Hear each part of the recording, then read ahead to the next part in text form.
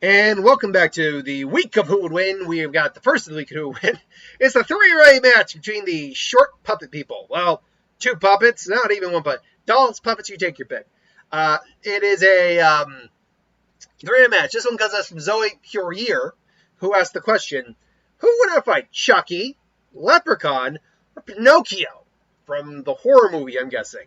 Pinocchio's Revenge, because I can't recall any other horror movie other than that one involving Pinocchio. So I mean, okay, Charles or Chucky, I can't actually remember what the killer's name was.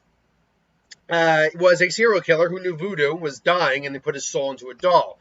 And his plan was initially to put his soul in the first person he revealed himself to, but doesn't go very well, as you see within the series and the series of movies, and until like the very final movie. Even then, it didn't take completely, from what I understand, from the actual TV series.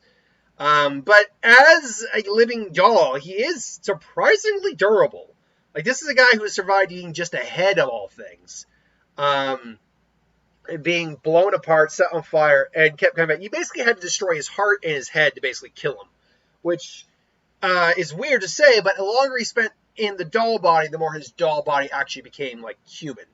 Weirdly enough, that became his actual body. Other than that, though, he's just short, tall, and murderous. Or short, tall. Short, he is quick and murderous, but he is still just a doll. So take that for what it is. The Leprechaun is a leprechaun. It cannot be killed except with a four-leaf clover, and then doing other terrible things to it. Otherwise, I mean, the Leprechaun has literally survived being blown apart, shot, beaten, burned, and all that. But yeah, if you can get a four-leaf clover or iron, because that is in traditional Fey lore a weakness to the Fey folk, you could definitely do something to kill him. Otherwise, though, he has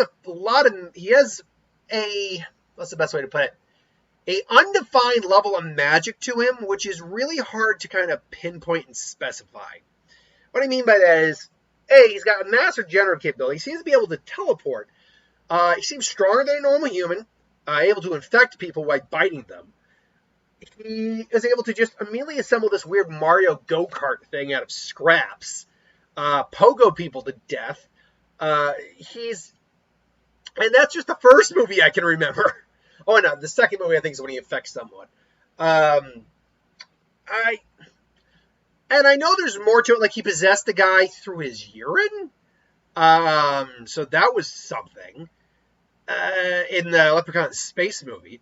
So that was something. I just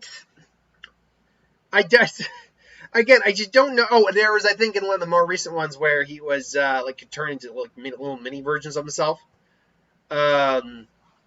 So, his powers are just completely undefined, but he has a lot of magical abilities.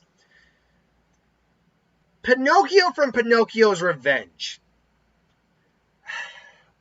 So, right out the gate, this one's losing, because that whole movie is very ill-defined on if Pinocchio was actually an evil doll or not. Because spoilers for this movie. So, you get this little girl who has Pinocchio, and she thinks she's hearing Pinocchio talking that Pinocchio is alive and doing terrible things. And, the mother comes home, babysitter's killed, Pinocchio's killed her with a fire poker, then the daughter, she gets hit in the head with a fire poker, but the daughter says she took it from Pinocchio. And you're like, okay, maybe it's the daughter, and then she sees Pinocchio chasing her with a knife, and leads to her tossing Pinocchio through a glass table, only for it to be revealed that it was in fact her daughter. And her daughter's in a comatose state by the end of it. So, the implication is that her daughter was mentally ill, but the problem is, if it was her daughter the whole time, how the hell was she seeing Pinocchio and not her daughter? That would imply that the mother was the mentally ill one. But why is it the daughter who's in the catatonic state and in the one in the psych ward?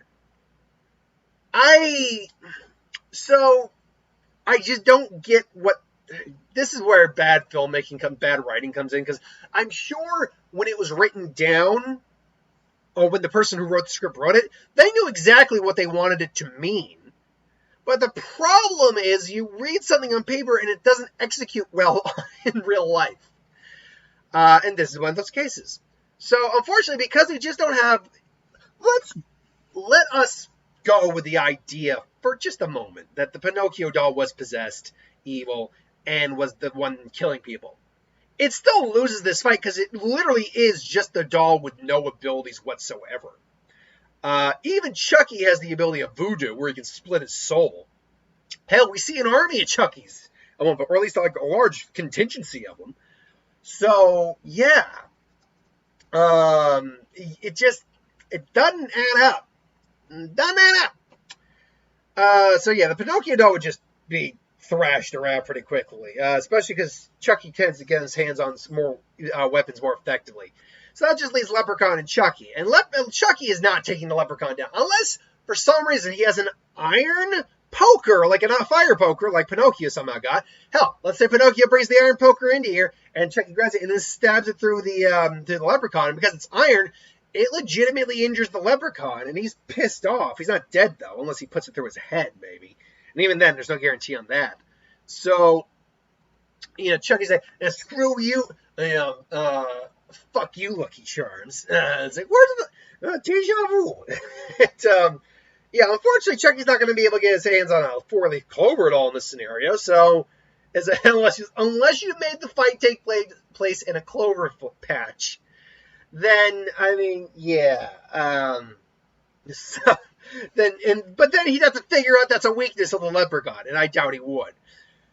Chucky would ultimately get not his shit kicked in, but he would get his shit kicked in. He'd get his ass handed to him, just due to the fact that the Leprechaun is the only one here who actually has legitimate magical capabilities they can use in combat, and is just normally stronger than a human to begin with. So, the Leprechaun will probably toy with Chucky for a little bit. Chucky might even get a few good shots in, hurt it a little bit, but ultimately the Leprechaun be like, all right, I'm done with this, and just kind of like yank his head off, only for it to admittedly reveal that and say, alas, poor me, I knew me well. Put my fucking head back on, you jackass! It's like, well, I must admit, I didn't see that coming. Still, it's just... the Leprechaun takes this fight, in my opinion. But that is just my opinion. What do you think in the comments below? Do you think the Leprechaun ultimately wins this fight, or do you think Chucky could pull out a miraculous win? Or hell, is the ambiguous Pinocchio the winner in this fight? Let me know in the comments below. But thanks for watching. Hope you enjoyed. Like, comment, share, subscribe. And I'll see you for the next one.